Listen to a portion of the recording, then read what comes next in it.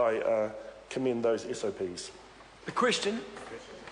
I call the honourable member Catherine Delahunty. Tēnā koe, Ms Delahunty. Tēnā koe, Mr Speaker. I just want to take a brief call on part one in relation to a number of issues, including the regulatory impact statement, which is indeed a fascinating document. This is not blocked out like some of the times when we're going through urgency you can't read it because it's been covered in black ink.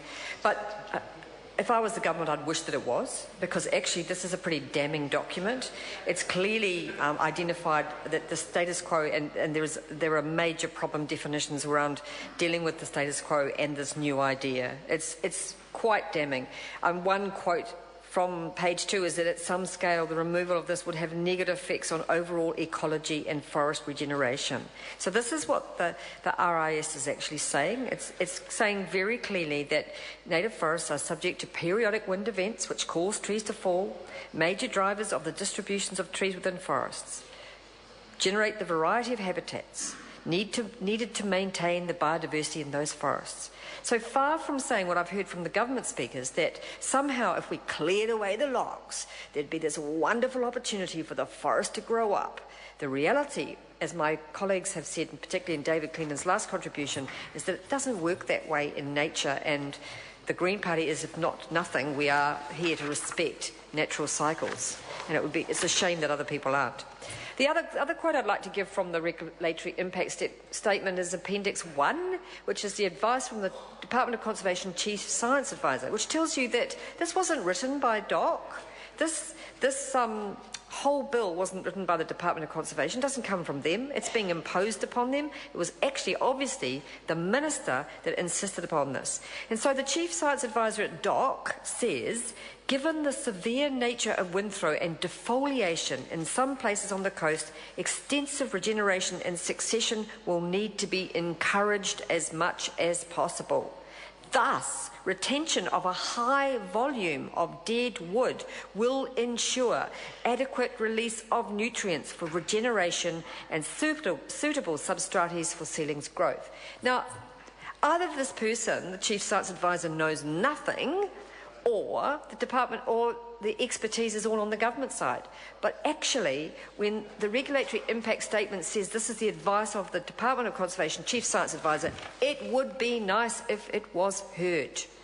Not only nice, it's really important for the future of our forests that we actually listen to the science and that we actually take some cognizance of that science. So part one is like the rest of the bill, full of interesting contradictions and things that can't be monitored.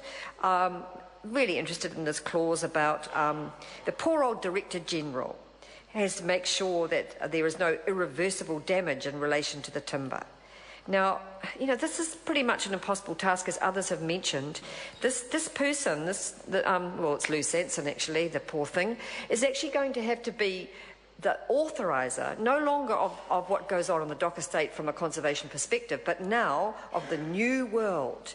And as Eugenie said, the multiple-use world, which, when I first worked for DOC in 1990, there were new people there who'd come in from Lands and Survey, and they'd come in from the Forest Service, and there were the conservationists, and we had this tension between those traditions. But over time, that DOC brought the people together and actually strengthened the conservation ethic so that the Forest Service no longer wanted to cut down all the trees and Lands and Survey no longer wanted to bulldoze things. And what we did was build a conservation ethic which is the pride of our country.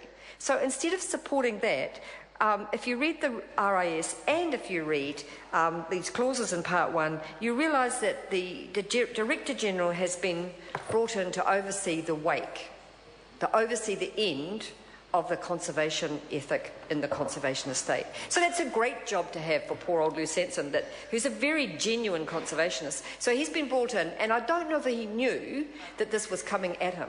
But actually, if you look at the debacle at Bathurst, where they don't have $22 million and they can't afford to mine, but we've got the myth of net conservation benefit being fobbed off on the Department of Conservation, so they're now having to sacrifice one of the rarest ecosystems that I've ever seen in my life at Denniston for a faux mining operation by an Australian company who actually don't have any money because the coal prices collapsed.